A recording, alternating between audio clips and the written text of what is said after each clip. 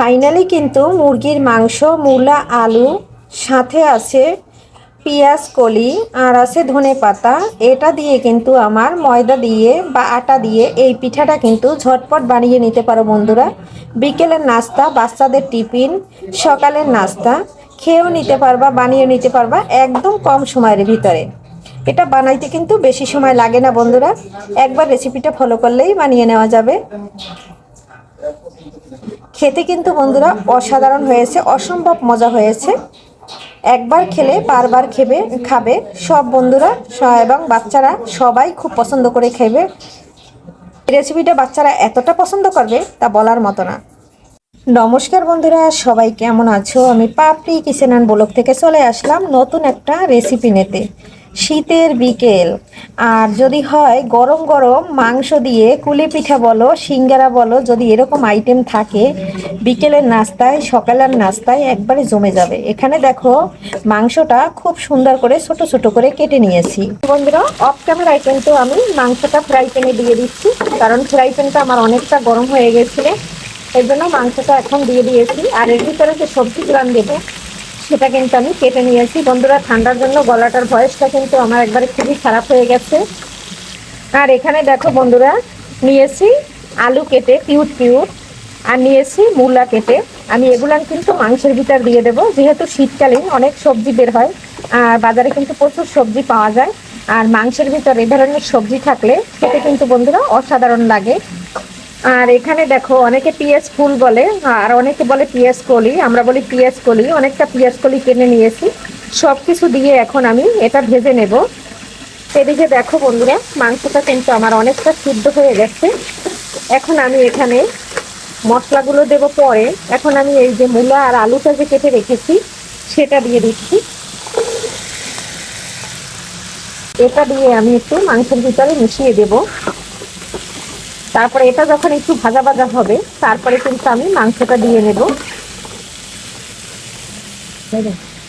এখানে দিয়ে দিলাম স্বাদ অনুযায়ী লবণ। লবণটা একটু আগে দিয়ে দিয়েছি বন্ধুরা, যাতে তরকারিটা যে সবজিটা দিয়েছি তাড়াতাড়ি যাতে একটু সিদ্ধ হয়ে যায়। আর মূলাটা যেহেতু দিয়েছি তার জন্য কিন্তু মশলাটা অ্যাড করি নাই, কারণ মূলার থেকে অনেকটা জল বের হয়।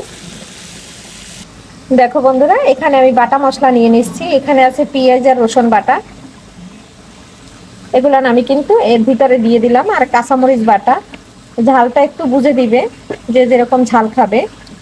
আর এখানে আছে আদা বাটা, কিছুটা আদাও দিয়ে দেব। এই যে দেখো সব মশলা কিন্তু আমি দিয়ে দিয়েছি। এখন আমি এর সাথে সুন্দর করে কষিয়ে নেব। এখন একটু নেড়ে ছেড়ে দিচ্ছি। যে দেখো বন্ধুরা, মূলাটা থেকে কিন্তু অনেকটা জল বের হয়েছে। আর এরকম তোমরা যদি কেউ কুলি পিঠা বলো বা সিঙ্গারা বলো কেউ যদি খেয়ে না থাকো, একবার বন্ধুরা রেসিপিটা ফলো করে বানিয়ে নিতে পারো। দেখো একটু নেড়ে ছেড়ে দিয়েছি। মশলার কাঁচা গন্ধটা চলে গেছে। এখন আমি গুঁড়ো মশলাটা অ্যাড করে দেব। দেখো বন্ধুরা, এখানে দিয়ে দিচ্ছি জিরার গুঁড়া, আর এখানে ধনিয়ার গুঁড়া, এখানে দিয়ে দিচ্ছি হলুদ, এখানে দিচ্ছি শুকনো মরিচের গুঁড়া। ঝাল গুঁড়া তোমরা যেরকম ঝাল খাবে সেরকম কিন্তু একটু বুঝে ঝাল দেবে। আমি আমার মতো ঝাল দিয়েছি, কারণ আমাদের বাসায় সবাই ঝাল পছন্দ করে। দেখো বন্ধুরা, আলু, মূলা আর মাংস সিদ্ধ হয়ে গেছে। এখন দিয়ে দিলাম পেঁয়াজ কলি। পেঁয়াজ কলিটা দিয়ে বেশি সময় জাল দেবো না। এখানে কিন্তু আমি এলাচ দারচিনি দিছিলাম না, এখন কিন্তু আমি গরম মশলার গুঁড়োটা দিয়ে দিচ্ছি। এলাচ, দারচিনি আর লং এটার গুঁড়া করে নিয়েছি। দেখো কত সুন্দর দিয়ে দিয়েছি। আর এখন দিয়ে দিলে সুন্দর একটা ফ্লেভার আসবে, এর জন্য এখন দিচ্ছি। দেখো বন্ধুরা, আমি যে কুলি পিঠাগুলো বানাবো সুন্দর করে গোল গোল করে আমি কিন্তু বেলে নিয়েছি। আর এটা দিয়েই কিন্তু এখন আমি কুলি পিঠাগুলো তৈরি করব। কিছুটা ফ্রিজে রেখে দেব আর তোমাদের সাথে কিছুটা ভেজে শেয়ার করব। কারণ এখন শীতের দিন বিকেলের নাস্তাটা এভাবে যদি আমরা প্রতিদিন বানিয়ে নিই, খেতে কিন্তু দুর্দান্ত লাগবে বন্ধুরা। এখন কিছুটা ধনিয়া পাতা দিয়ে দিয়েছি, নেড়ে ছেড়ে কিন্তু নামিয়ে নেব। আর পেঁয়াজ কলিটা হাফ সিদ্ধ করে নিয়েছি। দেখো বন্ধুরা, একটা কিন্তু বানিয়ে নিয়েছি। এই যে দেখো একটার ভিতরে কিন্তু পুর দিয়ে দিয়েছি, মাংস সবজি দিয়ে এই যে দিয়ে নিয়েছি। এখন কিন্তু বানিয়ে নেব। দেখো বন্ধুরা, আমি কিন্তু দুইটা করে নিয়েছি। কাঁটা চামচের সাহায্যে কত সুন্দর ডিজাইন করে নিয়েছি। আর এটা দেখো হাতে কিন্তু মুড়ি করে নিয়েছি। আর এই যে কত সুন্দর হয়েছে বন্ধুরা।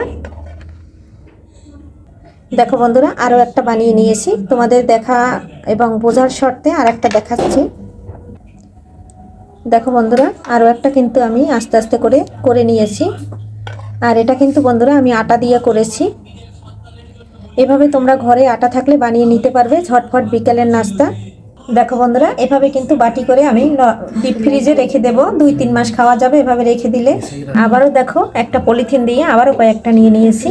একটা বাটিতে 3 স্তরে পিঠা রেখেছি, এখন উপরে আর একটা পলি দিয়ে এভাবে ঢেকে রাখবো, তাহলে কিন্তু খুব ভালো থাকবে। আর যখন বিকেলের নাস্তা করব তখন ঝটপট বানিয়ে নিতে পারবো। দেখো একটা বাটি কিন্তু আমার ভরা হয়ে গেছে, এখন আমি ঢাকনা দিয়ে ঢেকে নিচ্ছি, ফ্রিজে রেখে দেব। দেখো বন্ধুরা, ফাইনালি কিন্তু 2টা বক্সে আমি ভরে নিয়েছি। দেখো বন্ধুরা, পিঠা বানাতে বানাতে যেগুলান ভালো হয়েছে সব ডিপে বক্সে রেখে দিয়েছি। আর এখন যেগুলান একটু ভেঙে টেঙ্গে গেছে সেগুলান এখন ভেজে নিচ্ছি। সাথে থাকো, দেখতে থাকো।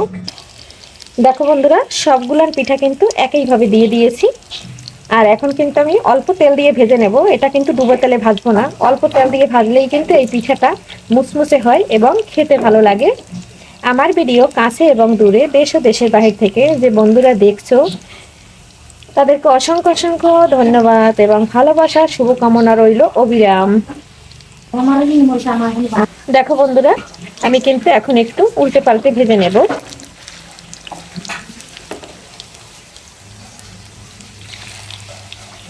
দেখো বন্ধুরা, পিঠাগুলান কিন্তু সুন্দর করে আমি উল্টে দিয়েছি।